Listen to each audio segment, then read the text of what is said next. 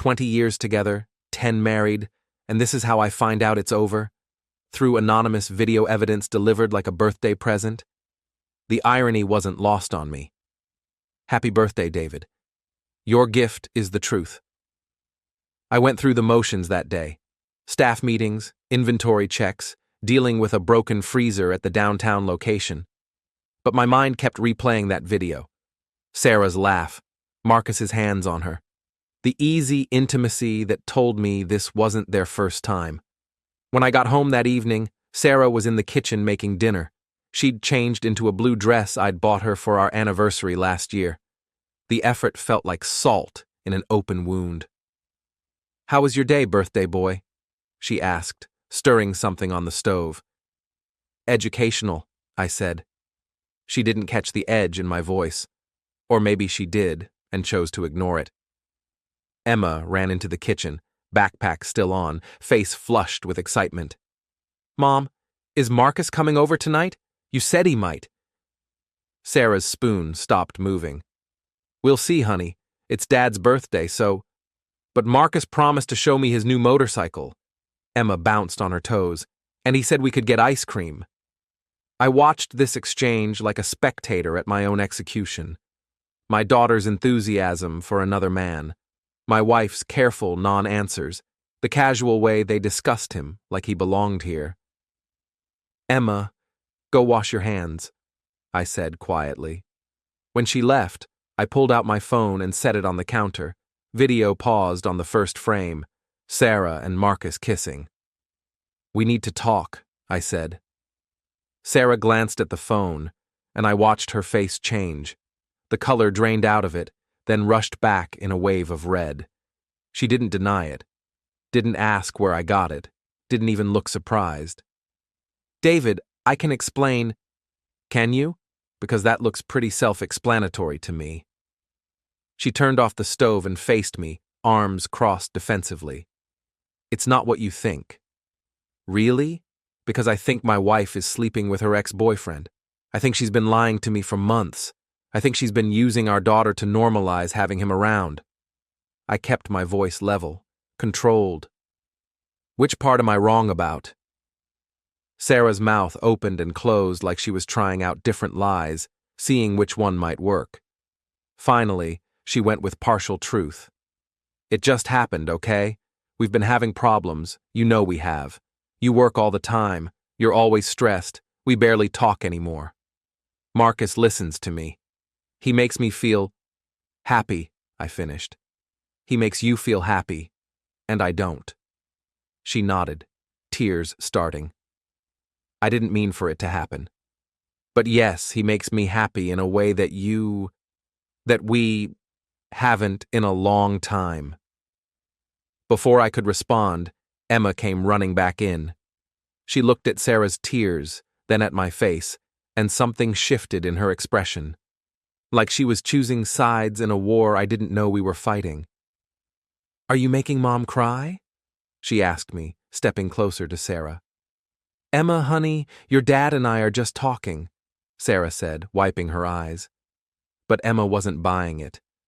She looked at me with an expression I'd never seen before, disappointment mixed with something that looked like disgust. "You always make her sad," Emma said, her voice small but certain. "Marcus doesn't make her cry. Marcus makes her laugh." The words hit me like a physical blow. In my daughter's 8-year-old mind, I was the villain in this story. The man who made Mommy unhappy, while Marcus was the hero who brought smiles and motorcycle rides and ice cream promises. "Emma, that's not—" I started. "I wish Marcus was my dad instead," she said, the words tumbling out in a rush. "He's nicer than you. He plays games with me. He doesn't work all the time. Mom smiles when he's here." The kitchen went silent, except for the hum of the refrigerator and the sound of my world ending. Sarah looked stricken. "Emma, you don't mean that." But I could see in my daughter's face that she did mean it. Every word. In her mind, I was the problem that needed to be solved, and Marcus was the solution. I stood there for a long moment, looking at my wife and daughter, feeling like a stranger in my own house. Then I made a decision that surprised even me. Okay, I said quietly. Okay? Sarah frowned. If Marcus makes you both happier than I do, then maybe that's where you should be. I picked up my phone, deleted the video, and looked at Sarah. You're free to go. Both of you. David, wait. No. I held up my hand. Emma's right. I work too much. I'm stressed. I don't make you laugh anymore. And apparently, I don't make either of you happy. I looked at my daughter, whose face had gone uncertain. If you want Marcus to be your dad, then go be with him. I walked to the door, grabbed my keys, and turned back one more time. I'll be at a hotel tonight. Tomorrow, I'm calling a lawyer. You can have the house, Sarah. You can have whatever makes you happy. But you can't have me waiting around to be the bad guy in your love story anymore. And with that, I left my own birthday party, before it even started. I spent that night at the Hampton Inn on Route 9, staring at the ceiling and trying to figure out how I'd become the villain in my own life. Room 237. I'll never forget that number.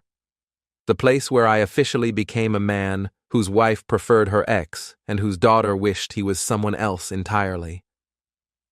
My phone buzzed constantly. Sarah calling, texting, leaving voicemails that started angry and gradually became desperate. I didn't answer. What was the point? She'd made her choice long before I found that video. I was just catching up to reality. The next morning, I drove straight to Peterson & Associates, the law firm that handled our real estate closings. Margaret Peterson was a no-nonsense woman in her 50s who'd seen every kind of divorce Springfield had to offer. David Mitchell, she said, shaking my hand. I heard you might be coming in. Small town, big mouths. News travels fast. Faster when it involves the Webb family. Marcus's father owns half the commercial real estate downtown. His mother runs the country club. They're influential. I hadn't thought about that. Marcus wasn't just some random guy. He was Springfield royalty. Old money, old connections, old power. And here I was, a restaurant manager who'd worked his way up from washing dishes. Does that matter legally? I asked. No, but it might matter socially. You prepared for that? I wasn't prepared for any of this, but I nodded anyway. The paperwork was straightforward. No-fault divorce, joint custody of Emma, equitable distribution of assets. I signed everything with a strange sense of relief. It felt like finally acknowledging something that had been true for months. My marriage was over. When I got home that afternoon, Sarah's car was in the driveway, along with a familiar black BMW. Marcus's car. Of course. I found them in the living room, sitting on opposite ends of the couch like they were discussing the weather instead of the end of my family. Marcus stood when I walked in, tall, athletic, wearing an expensive suit that probably cost more than I made in a week. David, he said, extending his hand. I think we should talk. I looked at his hand like it was a snake. About what? How long you've been screwing my wife? Whether you prefer our bed or hotel rooms? What exactly do you want to discuss, Marcus? Sarah flinched. David, please. Please what? Please pretend this is all very civilized. Please act like you didn't blow up our family. I laughed, and it sounded bitter even to me. Where's Emma? Upstairs. She doesn't need to hear this. Hear what? The truth? She already knows the truth, Sarah. She told me last night, remember? She wishes Marcus was her father. Marcus cleared his throat. Look, David, I know this is difficult. Do you? I turned to face him fully. Do you know what it's like to find out your wife has been cheating through anonymous video? Do you know what it's like to have your daughter tell you she wishes you were someone else? Because if you do, then yeah. You know exactly how difficult this is. I never meant for it to happen this way, Sarah said quietly. How did you mean for it to happen? Were you planning to tell me eventually or just let me figure it out when Emma started calling him Dad? The look on Sarah's face told me I'd hit closer to the truth than I'd intended. Jesus, I said. You were going to let her call him Dad, weren't you? It's complicated, Marcus said. Emma's been asking questions about why her parents don't seem happy together. Kids notice things. Kids notice things, I repeated. That's your defense? My 8-year-old daughter noticed that Mommy's boyfriend makes her happier than Daddy does? That's not what I meant. It's exactly what you meant. I sat down in my recliner, the one piece of furniture in this room that felt like mine. Let me ask you something, Marcus. When did this start? The affair, I mean. I want dates. Sarah and Marcus exchanged a look. It doesn't matter when, Sarah began. It matters to me. Humor me. Another look between them. Marcus answered. About 6 months ago. 6 months. I did the math. That was right around when you started coming around to help with the yard work. When you fixed our fence. When you taught Emma to ride her bike. I looked at Sarah. You've been playing house with him for half a year. It wasn't like that, Sarah protested. What was it like? Silence. Here's what I think it was like, I continued. I think you two rekindled whatever you had in college. I think you decided I was the obstacle to your happiness. I think you used our daughter to normalize his presence here. And I think you were planning to slowly ease me out until Emma was so attached to Marcus that leaving me would seem like the natural thing to do. More silence. Am I wrong? You're making it sound calculated, Marcus said. Wasn't it? Sarah started crying again. We fell in love, David. I'm sorry it happened, but it did. I can't help how I feel. You fell in love, I repeated. While you were married to me. While you were raising my daughter. While you were sleeping in my bed and eating dinner at my table and taking vacations with my money. It's not about money, isn't it? Because Marcus here comes from money. Real money. The kind that buys motorcycles and takes spontaneous trips to Boston and promises little girls ice cream whenever they want it. Marcus's jaw tightened. That's not fair. Fair? I stood up. You want to talk about fair? Fair would have been Sarah asking for a divorce before she started sleeping with you. Fair would have been keeping my daughter out of your relationship until the divorce was final. Fair would have been not making me the bad guy in Emma's mind while you played the fun uncle who might become her new daddy. We never told Emma anything inappropriate, Sarah said. You didn't have to. Kids aren't stupid, Sarah. They watch. They listen. They draw conclusions. And the conclusion Emma drew is that Marcus would make a better father than me. I walked to the window and looked out at the yard where Marcus had fixed our fence, where he'd taught Emma to ride her bike, where he'd slowly inserted himself into our lives like he belonged there. You know what the funny part is? I said without turning around. I might have understood if you'd just been honest. If you'd come to me and said you weren't happy, that you wanted something different, that you'd met someone else. I would have been hurt, but I would have respected the honesty.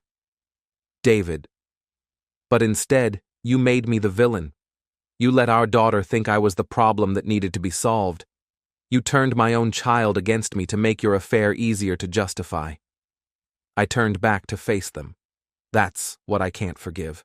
Not the cheating, not even the lying, but using Emma to make me feel like the failure in this family while you two played happy couple behind my back.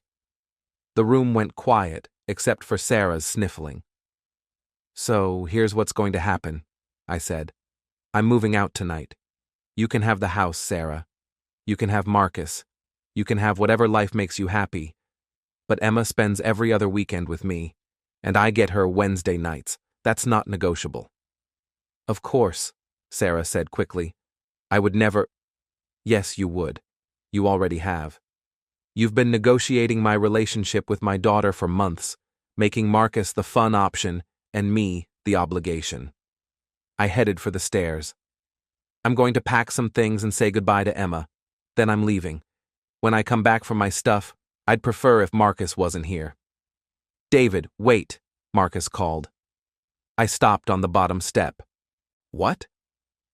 I want you to know that I'll take good care of them. I looked at him for a long moment. This man who'd systematically replaced me in my own home, who'd won my daughter's affection while I was working to pay for the life he was now inheriting. "I'm sure you will," I said. "You've had 6 months of practice." Moving into a one-bedroom apartment at 38 felt like admitting defeat. The Riverside Gardens complex wasn't fancy. Beige walls, basic appliances, thin walls that let me hear my neighbor's TV until midnight. But it was mine, and after weeks of feeling like a stranger in my own house, that mattered more than I'd expected. My first weekend with Emma was awkward. She spent most of Saturday asking when she could go home, whether Marcus was going to take Mom on the motorcycle ride he'd promised, and why my new place didn't have a pool like Marcus's condo did. "Do you like it here, Dad?" she asked on Sunday morning, picking at the pancakes I'd made from a box mix. "I'm getting used to it." "Mom says you wanted to live here. She says you decided to move out." I set down my coffee cup carefully. What else did Mom say? That sometimes grown-ups need space to figure things out, and that Marcus is helping her not be sad anymore. There it was. Even in Emma's 8-year-old translation, the message was clear. I was the one who left, and Marcus was the one who stayed to fix what I'd broken. "Do you miss me during the week?" I asked. Emma nodded, but there was something hesitant about it. "Yeah, but Marcus has been teaching me guitar, and he's really good at math homework, and he makes Mom laugh at dinner." Each sentence was like a small cut. My replacement wasn't just taking over my role, he was apparently better at it. That afternoon, when I dropped Emma back at the house, I saw Marcus's motorcycle in the driveway, a Harley Davidson that probably cost more than my car. Emma ran toward the front door, calling Marcus, before she even got inside. Sarah met me on the porch. She looked good, better than she had in months, relaxed, happy. "How was the weekend?" she asked.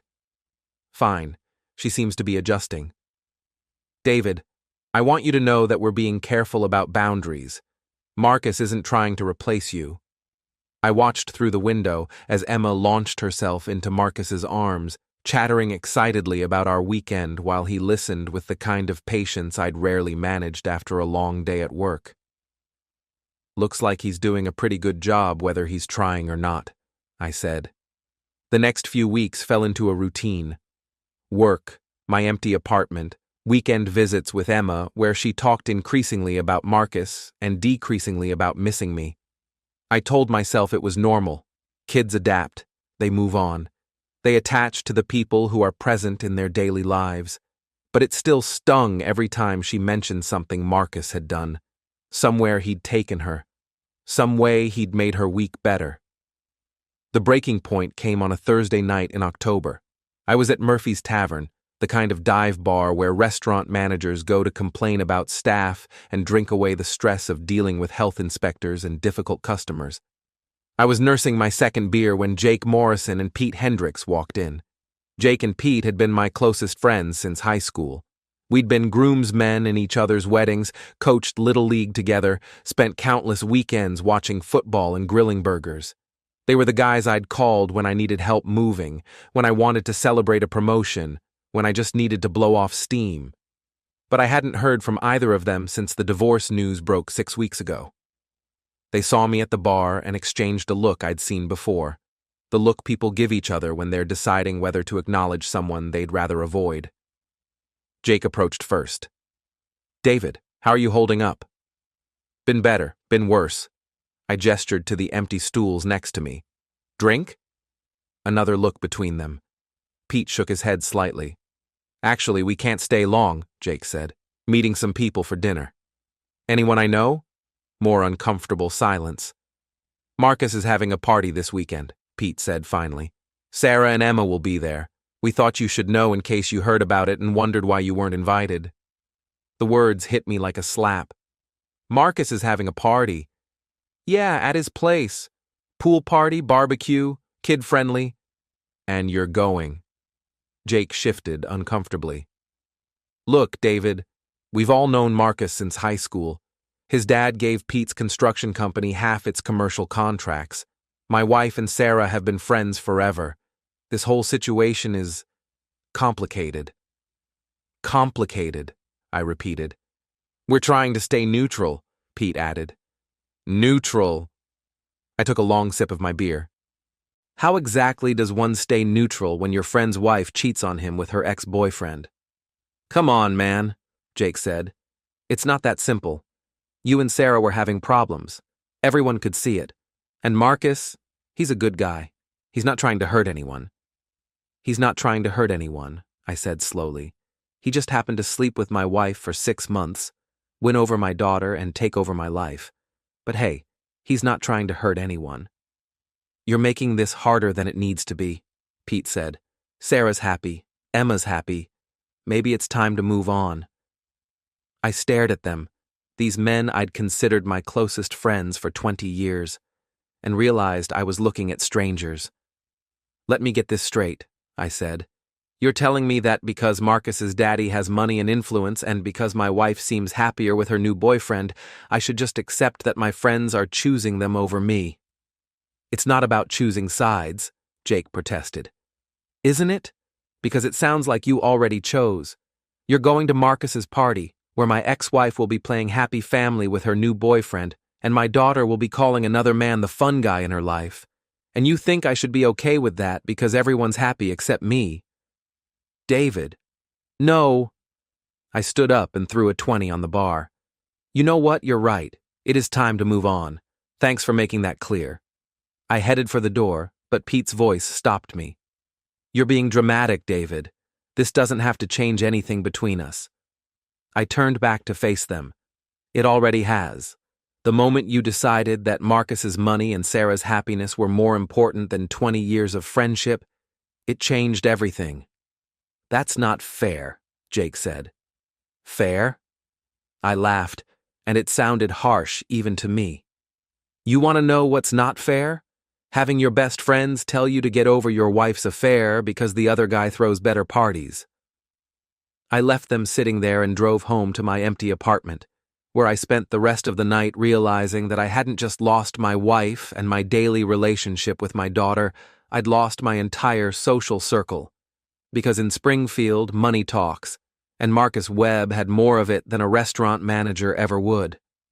The pool party happened on Saturday. I knew because Emma couldn't stop talking about it during our weekend visit the following week. Marcus has this huge pool with a water slide, she gushed over breakfast. And he made hamburgers on this giant grill, and Jake and Pete were there with their kids, and everyone said what a nice house it was. I focused on cutting my pancakes into precise squares. Sounds fun. Mom looked really pretty in her new bathing suit. Marcus bought it for her. It's blue, like her eyes. Emma paused, studying my face. Are you sad you missed it? I wasn't invited, sweetheart. Why not? Marcus said you could come if you wanted to.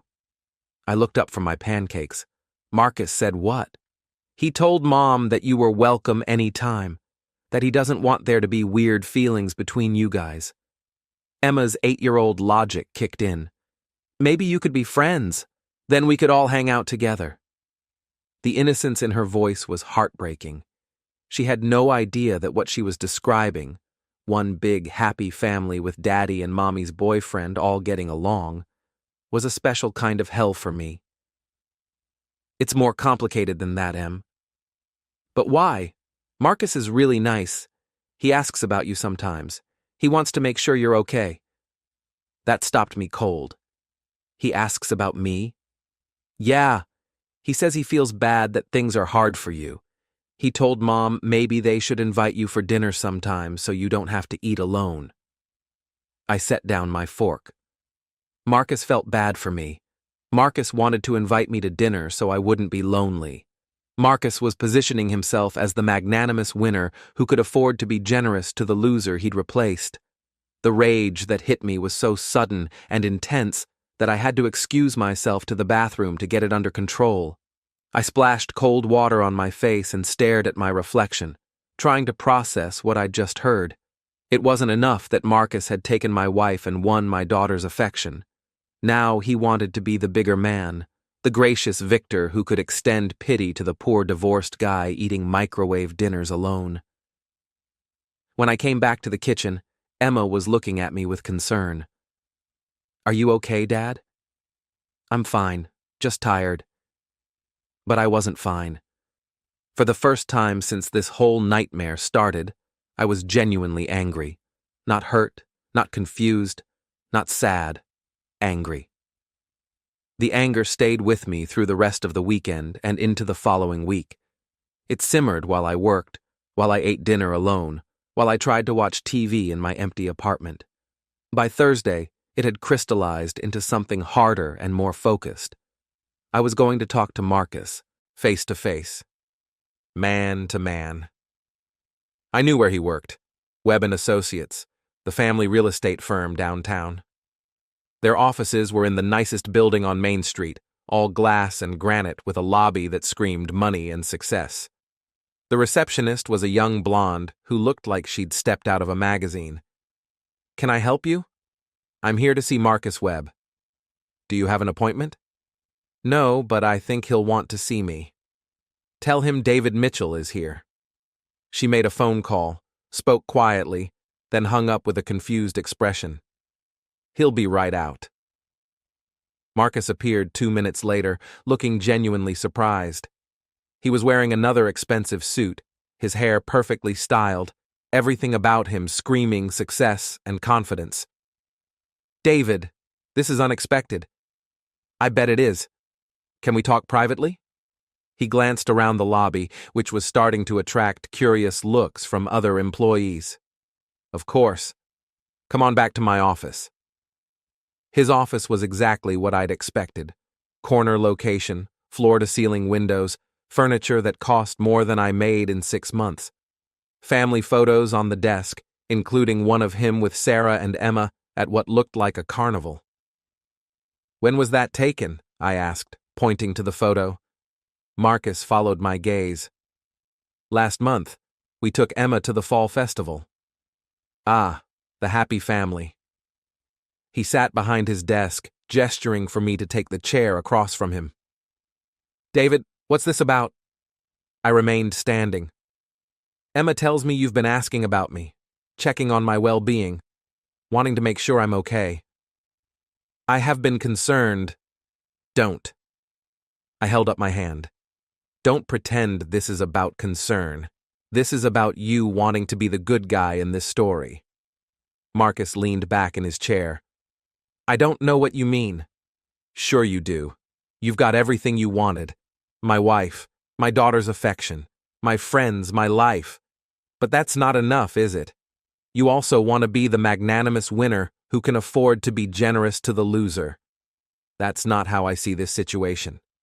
"No? Then how do you see it?" Marcus was quiet for a moment, choosing his words carefully. "I see a complicated situation where people got hurt, but where ultimately everyone ended up where they needed to be." "Everyone ended up where they needed to be," I repeated. "That's an interesting way to put it.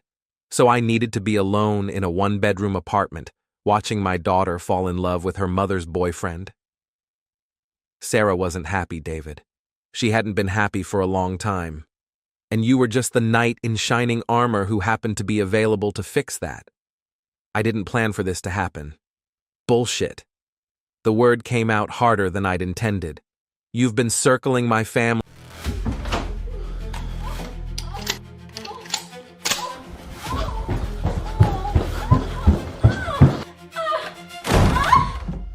In my house! You bastard! Relax, man. It's just business. Please, don't shoot! Get off! You won't do it. You don't have the guts. Don't! Please don't shoot him! Please! I'm begging you! Don't do this! No! Please, no!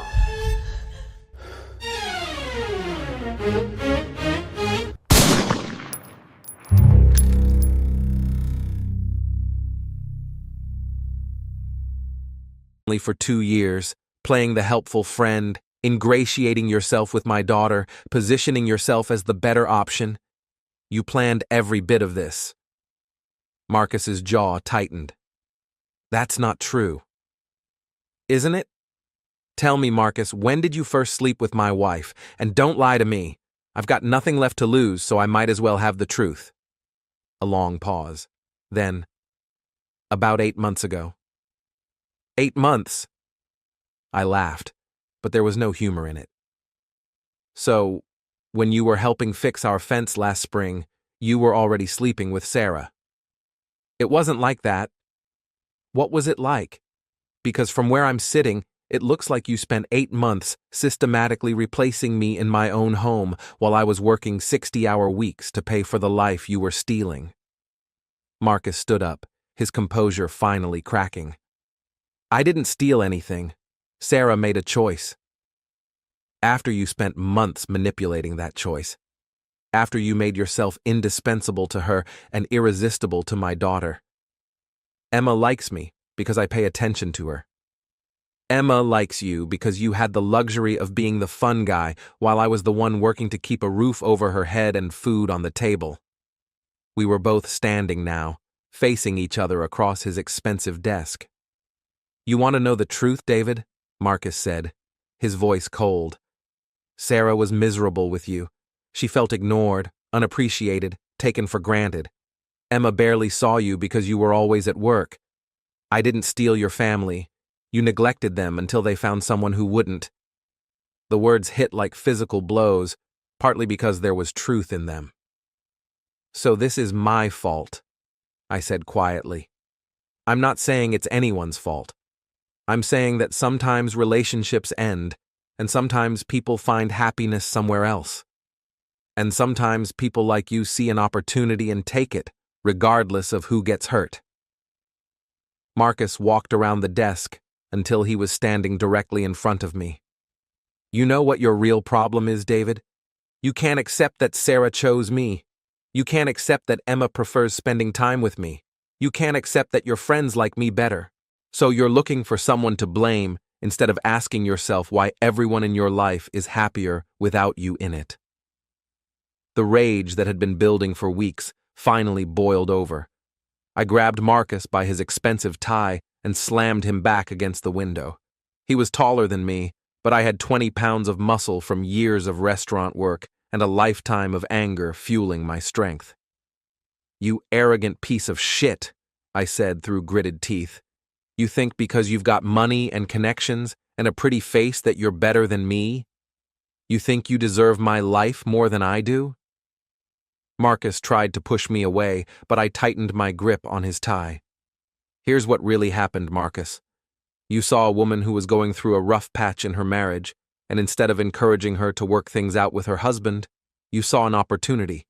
You moved in like a predator, offering yourself as the easy solution to her problems. David, let go. And when you had her hooked, you went after my daughter.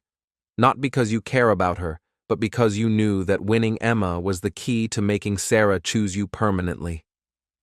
I released his tie and stepped back, breathing hard. You want to know why everyone's happier without me? Because you made sure they would be. You spent months positioning yourself as everything I wasn't, available, attentive, fun, wealthy. You made me the problem and yourself the solution. Marcus straightened his tie, his face flushed with anger and embarrassment. You're delusional, he said. And you're pathetic. Sarah and Emma are better off without you, and deep down you know it.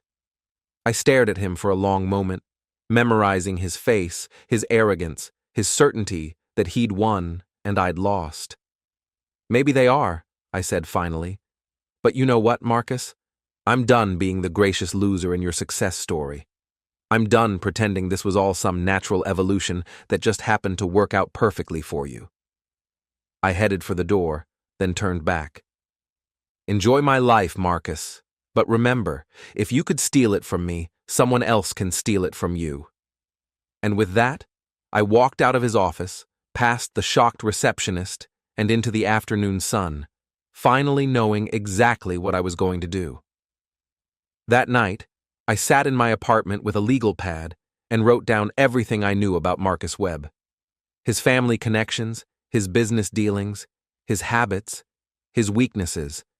If he wanted to play games, I was going to show him how a man with nothing left to lose could play back.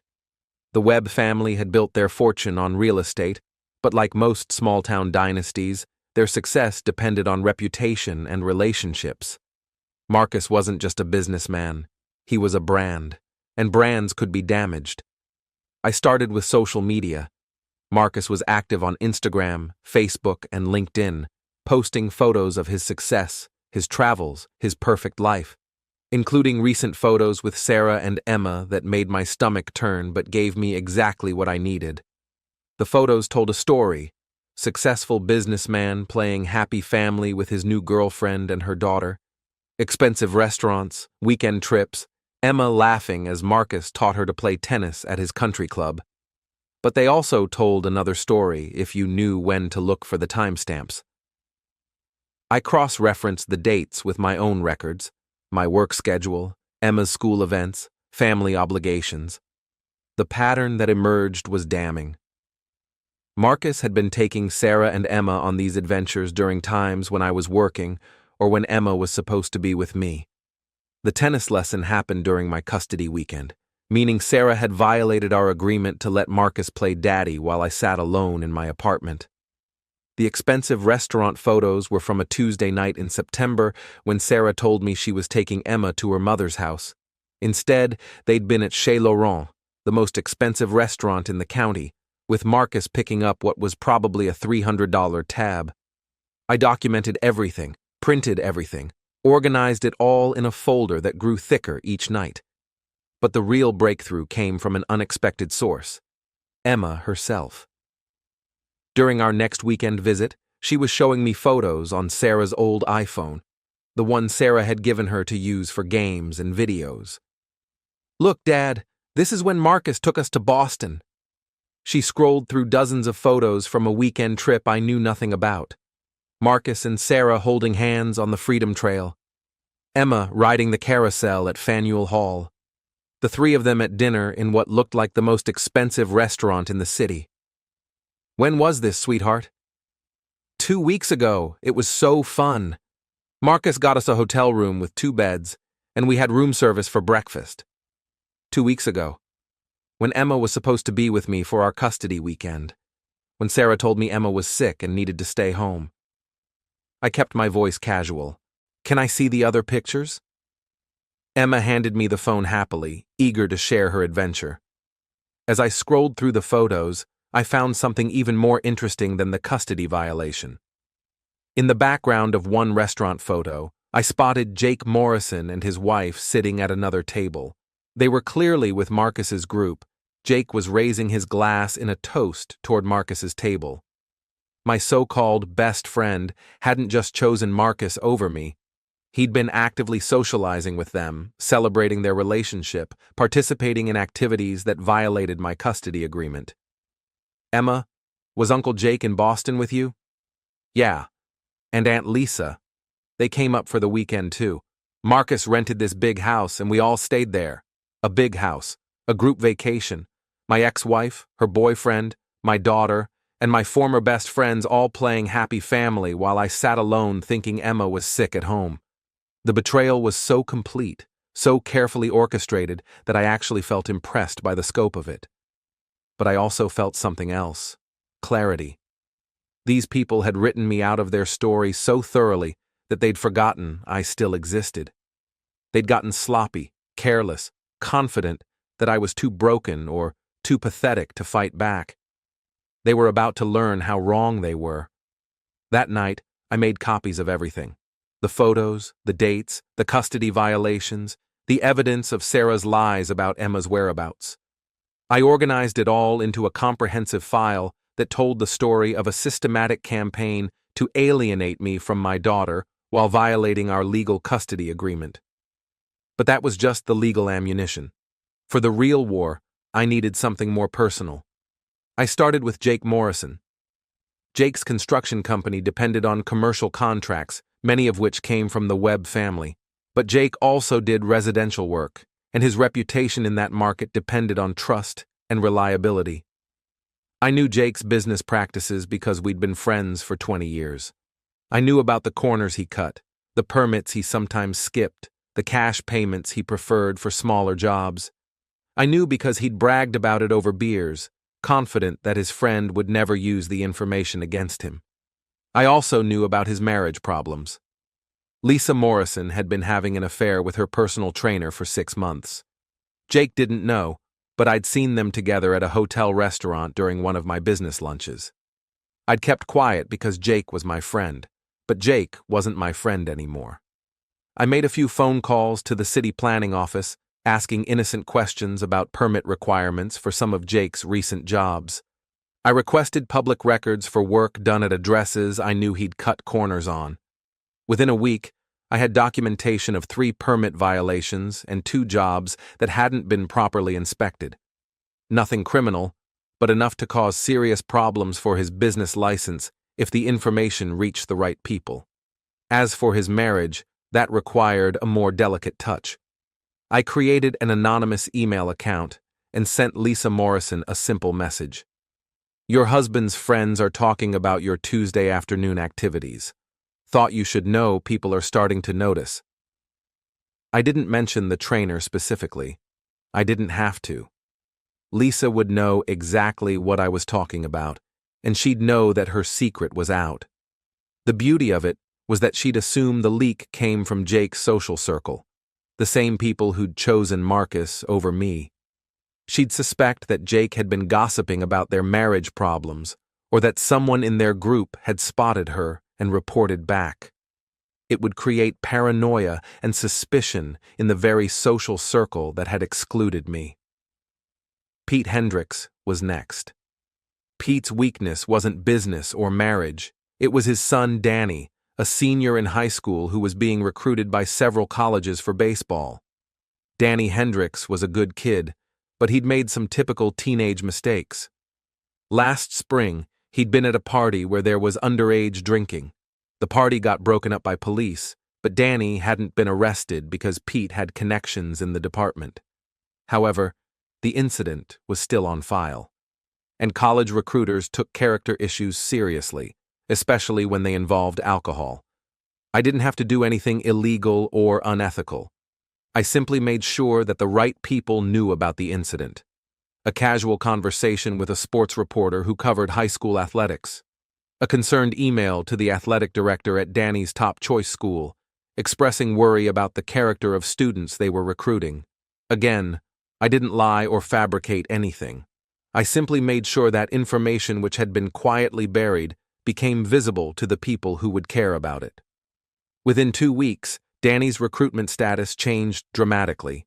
Schools that had been offering scholarships suddenly went quiet. His top choice school withdrew their offer entirely. Pete would never be able to prove I was behind it, but he'd suspect. And the knowledge that his betrayal of our friendship had cost his son a college scholarship would eat at him for years.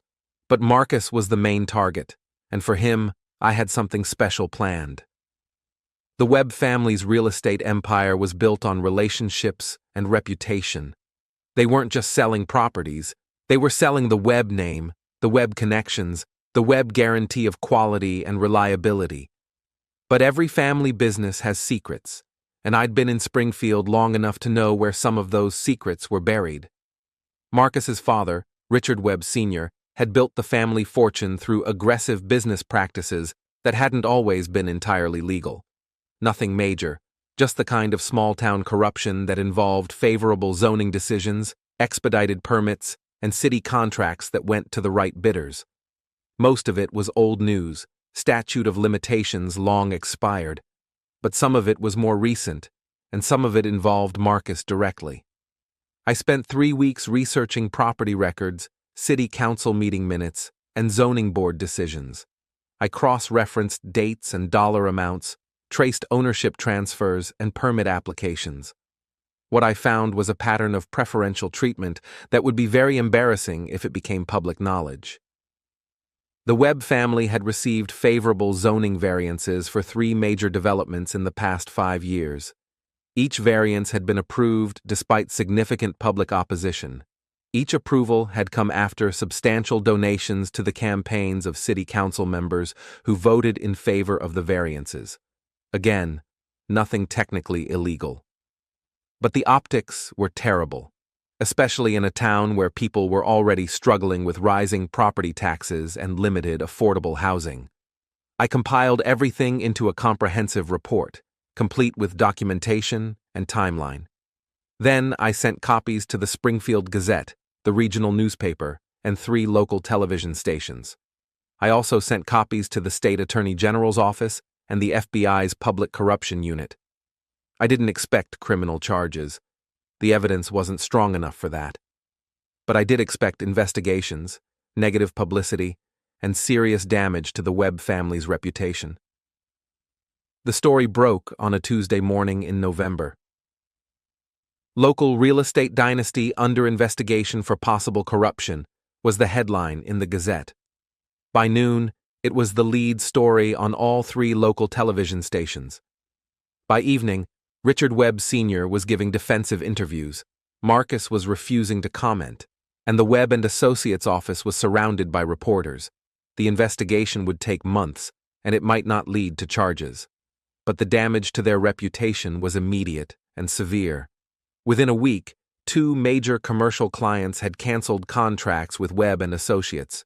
The city council announced they were reviewing all zoning decisions involving the Webb family. The state attorney general confirmed they were opening a formal investigation. Marcus's perfect life was starting to crack. But I wasn't done yet. The corruption story dominated local news for 2 weeks. Marcus went from small-town golden boy to the face of everything people hated about wealthy families buying influence.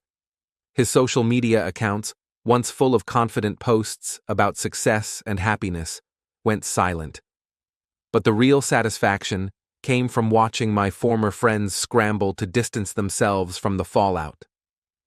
Jake Morrison's permit violations made the news 3 days after the Webb story broke. The headline was smaller: "Local contractor under investigation for building code violations." But in a town like Springfield, it might as well have been front page of the New York Times. Jake's business phone stopped ringing almost immediately. His wife Lisa filed for divorce the same week, citing irreconcilable differences, but everyone knew about the affair by then. The anonymous email had done its work, spreading suspicion and paranoia through their social circle until someone actually caught her with the trainer. Pete Hendricks watched his son's baseball career implode as more colleges learned about the underage drinking incident. Danny went from full-ride scholarship prospect to community college fallback in a matter of weeks. Pete knew I was behind it. He showed up at my apartment on a Thursday night, drunk and angry and looking for a fight. "You son of a bitch," he said when I opened the door. "You destroyed my kid's future." Did I? Or did you do that when you chose Marcus Webb over 20 years of friendship? Danny never did anything to you. Neither did I, Pete. But that didn't stop you from cutting me out of your life the moment it became convenient. He swung at me, a wild, drunk punch that I easily avoided. He stumbled, caught himself against the door frame, and started crying. He was going to state, David, full scholarship. Baseball was his ticket out of this town. And my daughter was my ticket to meaning something in this world. But you helped Marcus take that away from me, so forgive me if I don't feel sorry for you. I helped him to his feet, not out of kindness, but because I didn't want him collapsing in my hallway. You want to know the difference between us, Pete? When you betrayed me, I lost everything and handled it alone. When I fought back, you came crying to me about how unfair it is. He left without another word, and I never saw him again. But Marcus was the prize, and Marcus required a more personal touch. The corruption investigation had damaged his family's business and reputation, but Marcus himself was still living his perfect life with my wife and daughter. He'd weathered the storm, kept his head down, and waited for the news cycle to move on to something else. What he hadn't counted on was me having one more card to play. The custody violations I'd documented gave me legal grounds to request a modification of our custody agreement. But more importantly, they gave me leverage to demand something else entirely. I called Sarah on a Sunday evening, when I knew Marcus would be there, when I knew Emma would be within earshot. We need to talk, I said when she answered. David, if this is about the news stories, it's not about the news stories. It's about the photos Emma showed me from your Boston trip. The one that happened during my custody weekend. The one where you told me she was too sick to visit. Silence. I have documentation of every custody violation from the past 6 months, Sarah. Photos, dates, witnesses. I also have evidence that you've been deliberately interfering with my relationship with Emma, using my work schedule against me, and allowing Marcus to position himself as a replacement father figure. David, please, I'm not finished. I have proof that you lied to me about Emma's whereabouts on at least 12 occasions, that you've taken her out of state without my permission, and that you've allowed Marcus to make parental decisions without consulting me. I could hear her breathing, could picture her standing in the kitchen where I used to live, probably with Marcus hovering nearby trying to hear both sides of the conversation. Any family court judge would be very interested in this pattern of behavior, especially combined with the evidence that Marcus has been systematically alienating Emma's affections from her father. What do you want? She asked quietly. I want honesty. For once in this whole nightmare, I want the truth. About what? About how long this has been planned. About whether you ever intended to work on our marriage, or if you were just waiting for the right moment to leave. About whether you care at all that you've destroyed my relationship with my daughter. A long pause. Then, can we meet somewhere? To talk? No. We can talk right now with Marcus listening, or we can talk in front of a judge. Your choice. Another pause. I could hear muffled conversation in the background, Sarah covering the phone, talking to Marcus. Okay, she said finally. What do you want to know? When did you decide you were leaving me? David, the truth, Sarah, when? About a year ago, maybe longer. A year ago, before Marcus came back into the picture, before the affair started. She'd been planning her exit strategy long before she'd found her replacement. So the marriage counseling we talked about, the vacation we planned, all of those conversations about working things out, that was all bullshit. I thought maybe we could fix things, but then Marcus showed up and gave you an easier option. It wasn't like that. What was it like? Because from where I'm sitting, it looks like you spent a year planning to leave me, then used Marcus as your exit strategy while systematically turning my daughter against me. I never turned Emma against you. Really? Then explain to me why my 8-year-old daughter thinks Marcus would make a better father than me. Explain to me why she knows more about his life than mine. Explain to me why she talks about him like he's the most important man in her world. Silence. You want to know what the worst part is, Sarah? It's not that you cheated. It's not even that you lied. It's that you used our daughter as a weapon against me. You let her get attached to Marcus, knowing it would hurt me. You encouraged their relationship knowing it would make me feel replaced. That's not true. It is true. And you know it's true. You turned my own child into evidence that Marcus is better for your family than I am. I could hear her crying now, but I felt no sympathy. So here's what's going to happen, I continued. You're going to stop violating our custody agreement. You're going to stop taking Emma places during my time without my permission. And you're going to stop using her as a prop in your relationship with Marcus. And if we don't? Then I take everything I've documented to family court, and we let a judge decide whether a mother who lies about her daughter's whereabouts and allows her boyfriend to interfere with the father-daughter relationship deserves primary custody. You wouldn't. Try me. I've got nothing left to lose, Sarah. You made sure of that. I hung up and sat in my empty apartment, feeling something I hadn't felt in months. Control. For the first time since this nightmare started, I wasn't reacting to their moves. I was making them react to mine. The next morning, I received a text from Marcus. We need to talk. I ignored it. He called twice. I let it go to voicemail. The third time he called, I answered. What?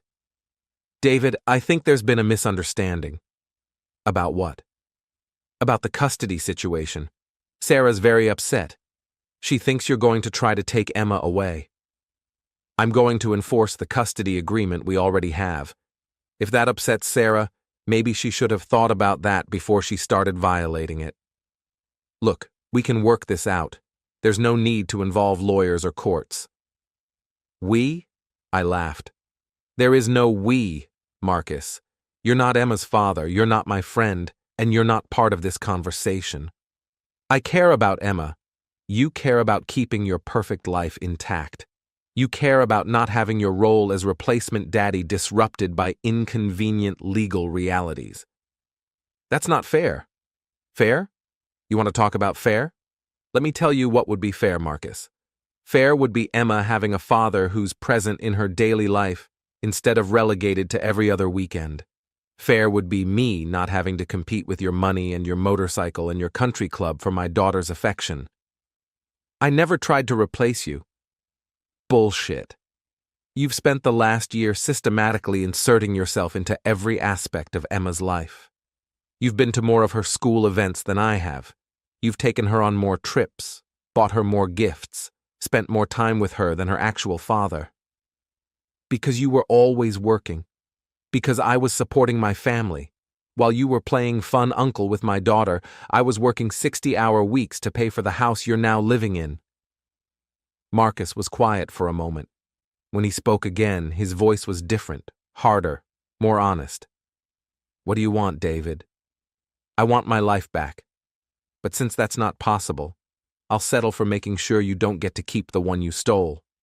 What does that mean? It means I'm done being the gracious loser in your success story. It means I'm done pretending this was all some natural evolution that just happened to work out perfectly for you. I hung up and spent the rest of the day preparing for what I knew would be Marcus's next move. He didn't disappoint. That evening, there was a knock at my door. I opened it to find Marcus standing in my hallway, still in his expensive suit, but looking less composed than usual. Can I come in? No.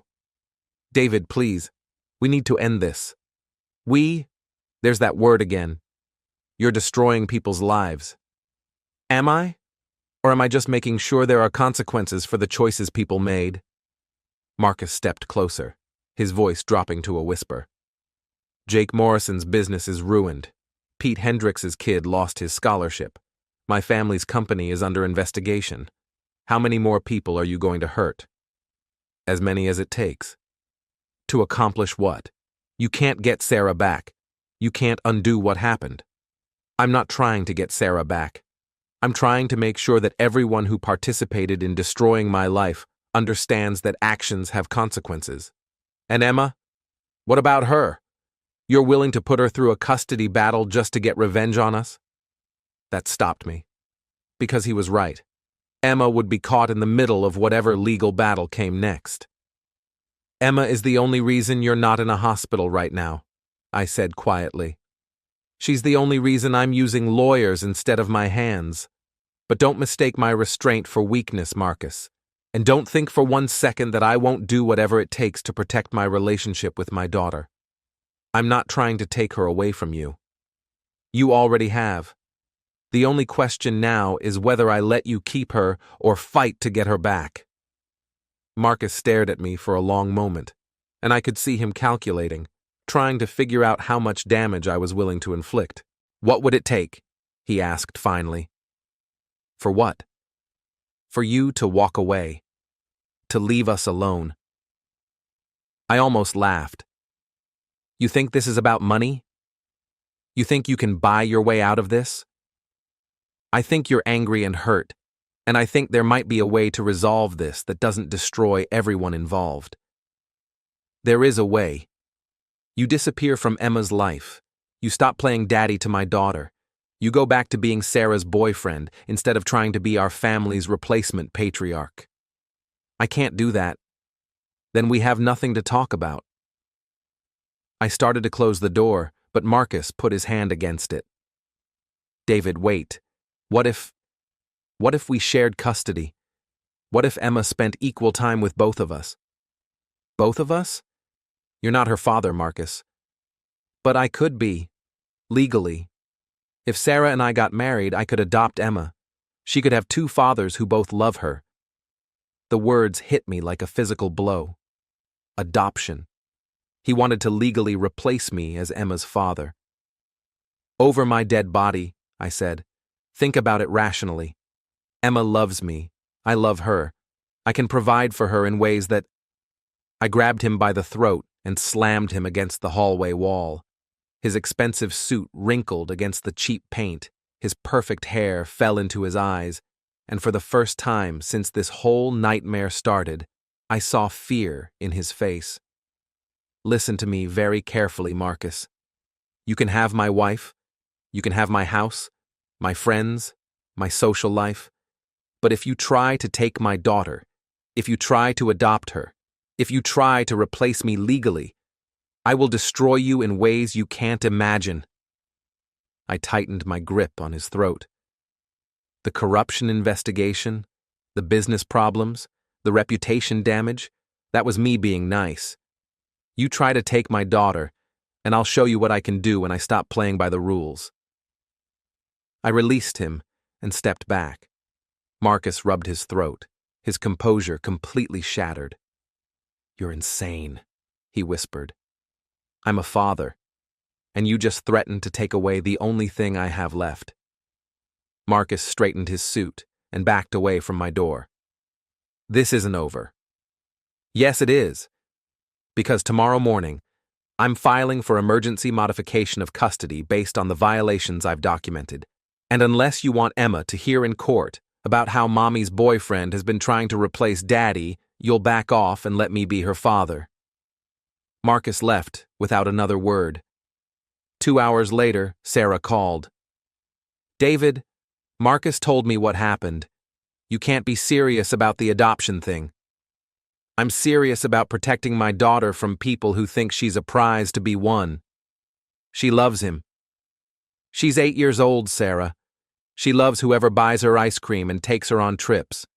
That doesn't make him her father. He wants to be part of her life. He can be part of her life, as your boyfriend.